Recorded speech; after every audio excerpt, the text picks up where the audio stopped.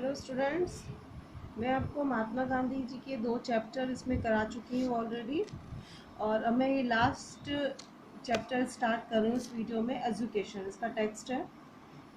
Reader, in the whole of our discussion you have not demonstrated the necessity for education. इसमें reader कह रहा है कि हमारा जितना भी पिछला डिस्कशन हुआ है उसमें आपने एजुकेशन शिक्षा की ज़रूरत को कोई भी इसके बारे में कुछ नहीं कहा है।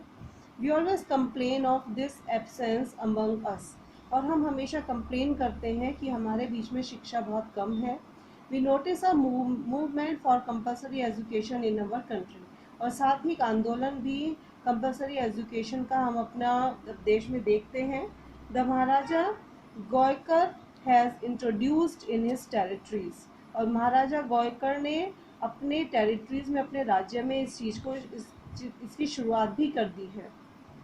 Every eye is directed towards them. We bless the Maharaja for it. और हर कोई उनकी तरफ देख रहा है और हम महाराजा को इस चीज़ के लिए ब्लेस भी करते हैं, आशीर्वाद भी देते हैं। Is all this effort then of no use?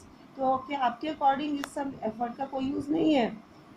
Editor, if we consider our civilization to be the highest, I have regretful to say that much of the effort you have described is of no use. यदि हम समझते हैं कि जो हमारी civilisation है, यदि वो सबसे ऊंची बने, सबसे महान बने, तो आई हैव रिग्रेटफुली टू से, तो हमें वाकई कहना चाहिए कि इस तरह के एफर्ट, इस तरह की जो एफर्ट आपकी बात कर रहे हैं इज ऑफ नो यूज़। मेरे ख्याल से इसका कोई यूज़ नहीं है। The motive of the Maharaja and other leaders who have been working in this direction is perfectly pure. ये बात ठीक है कि जो महाराजा और अदर जो दूसरे जो लीडर्स हैं उनका जो इस चीज़ को लेकर जो वर्किंग है, उनका जो मूवमेंट है वो प्योर है। They therefore undoubtedly deserve great praise, और साथ ही वो ग्रेट प्रेज, उनकी काफ़ी प्रशंसा भी की जानी चाहिए, डिजर्व करते हैं वो। But we can not conceal from our self the result that is likely to flow from their effort. लेकिन हम उस प्रभाव से अपने आप को नहीं बचा सकते, उस रिजल्ट से अपने आप को नहीं बचा सकते जो कि इस तरह से, जो कि उनके एफर्ट करने से, जो एजुकेशन के लिए एफर्ट कर रहे हैं उससे जो रिजल्ट आएगा उससे हम अपने आप को नहीं बचा सकते। वो आगे कहते हैं, what is the meaning of education? कि आप क्या समझते हो, क्या है मीनिंग एजुकेशन का? That simply means a knowledge of letters. क्या कि केवल अक्षरों का ज्ञान दे देना ही, नॉलेज का ज्ञान दे देना ही एजुकेशन है?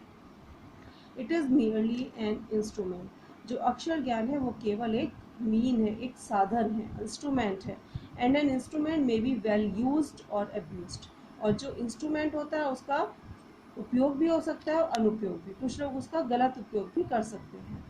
The same instrument that may be used to cure a patient may be use to take his life.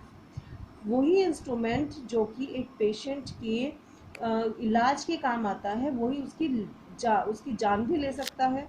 And so many knowledge of letters. इसीलिए जो लेटर्स की और इसी तरह की बात अक्षर ज्ञान के साथ है। We daily observe that many man We daily observe that many men abuse it. हम रोज़ देखते हैं कि जो लोग हैं वो इसका अब्यूज़ करते हैं, यानी लेटर्स का या अपने अक्षर ज्ञान का। And very few make good use of it, और बहुत कम ही लोग हैं जो कि इसका अच्छा यूज़ करते हैं। And if this is a correct statement, और यदि ये करेक्ट बात है, सही बात है, we have proved that more harm has been done by it than good. तो हमें प्रूव करना होगा कि इसके द्वारा अच्छे से ज़्यादा इसका नुकसान है। The ordinary meaning of education is a knowledge of letters. Ordinary meaning, simple meaning क्या है एजुकेशन का? वो है नॉलेज ऑफ लेटर्स, लेटर्स का ज्ञान, अक्षर ज्ञान होना। To teach boys reading, writing and arithmetic is called primary education. But लड़कों को पढ़ाना, लिखाना, अर्थमेटिक सिखाना, ये सब किस में आता है? प्राइमरी एजुकेशन में आता है। A peasant earns his bread honestly. एक पीजेंट, एक फार्मर अपनी ब्रेड यानी अपनी रोजी रोटी बहुत ईमानदारी से कमाता है। He has ordinary knowledge of the world, उसे इस प्रैक्टिकल नॉलेज है, संसार की और सामान्य जानकारी है उसे। He knows fairly well how he should behave towards his parents, वो जानता है अच्छे तरह से कि उसको अपने पेरेंट्स के साथ किस तरह बिहेव करना चाहिए, हिज वाइफ अपनी वाइफ के साथ, हिज चिल्ड्रन अपनी चिल्ड्रन के साथ, एंड हिज फेलो विलेजर्स और अपने आसपास के गाँव वालों के साथ। He understands and observes the rule of morality, वो समझता भी है, देखता भी है रूल्स ऑफ मॉरलिटी, नैतिकता के रूल्स को। बट ही कैन नॉट राइट हिज ऑन नेम, लेकिन अपना नाम नहीं लिख सकता। What do you propose to do by giving him a knowledge of letter, तो आप क्या करना चाहते हैं, उसको अक्षर ज्ञान देकर आप क्या करना चाहते हैं। Will you add an inch to his happiness, क्या अक्षर ज्ञान देने से उसकी हैप्पीनेस बढ़ जाएगी। Do you wish to make him discontent with his cottage और हिज लॉट, क्या आप चाहते हैं कि वो असंतुष्ट हो जाए अपनी कुटिया से और बहुत सारी चीज़ों से। And even if you want to do that he will not need such an education, और यदि आप ऐसा चाहते हैं तो उसको इस तरह के एजुकेशन की कोई ज़रूरत नहीं है। Carried away by the flood western thought, we came to the conclusion without weighing pros and cons that we should give this kind of education to the people.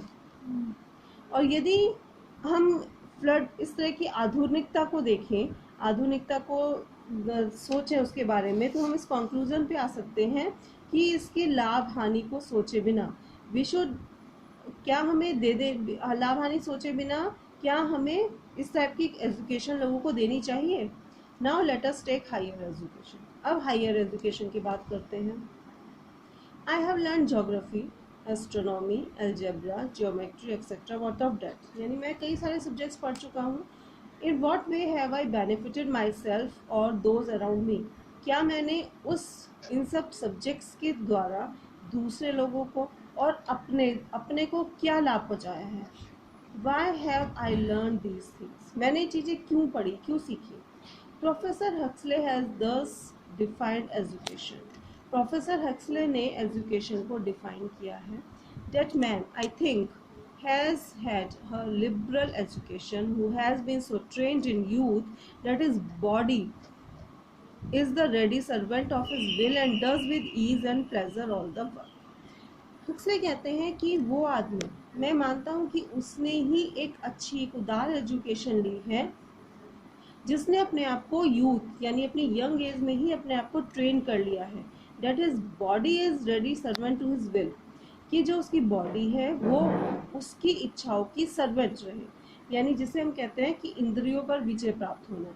तो उस तरह की एजुकेशन को अच्छा मानते हैं। And does with ease and pleasure all the work, और साथ ही वो आराम से वो सारे काम कर सके, यानी उनकी बॉडी सारे काम कर सके। डेट एज अ मैकेनिज्म, जो कि मशीनें करती हैं।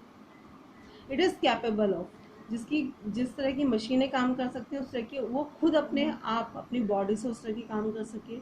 Whose intellect is a clear, जिसकी बुद्धि यानी उसका मेंटल स्ट्रेस क्लियर हो, कोल्ड काम हो, logic engine with all its part of equal strength, यानी उसके सभी पार्ट्स यानी उसकी पूरी मेंटल कंडीशन जो है वो इक्वल स्ट्रेंथ की हो। And in smooth working order, और साथ ही वो वर्किंग ऑर्डर उसका बड़ा स्मूथ हो। Whose mind is stored with the knowledge of the fundamental truths of nature, जिसके माइंड में नेचर प्रकृति के सारे जितने भी सत्य हैं उस सब की नॉलेज हो। Whose passions are trained to come to heel by a vigorous will, जो कि अपनी भावनाओं को अपनी वाइगोरस विल यानी कि अपनी इच्छा शक्ति के बल पर ठीक कर सके। Will the servant of A tender conscience, और जो शुद्ध और जो मन का बड़ा, जिसकी मन की भावनाएं बहुत कोमल हो, शुद्ध हो। Who has learned to hate all vileness, जो कि सभी बुरे कामों से जिससे नफरत हो। And to respect others as himself, और साथ ही जो वो दूसरों का रेस्पेक्ट कर सके। Such a man, such a one and no other, I conceive has had a liberal education, और इसी तरह के आदमी को मैं समझता हूँ कि उसके पास ही उदार एजुकेशन उसके पास होती है। And for he is in harmony with nature, और साथ ही वो अपने नेचर से जुड़ा रहता है, प्रकृति से जुड़ा रहता है। He will make the best of her and she of him, और साथ ही वो अब उसको यानी प्रकृति को अच्छा बना सकता है और उसमें अच्छा देख सकता है। नेक्स्ट वीडियो में मैं आपको उसका नेक्स्ट पार्ट कराऊंगी. Stay home, stay healthy. Thank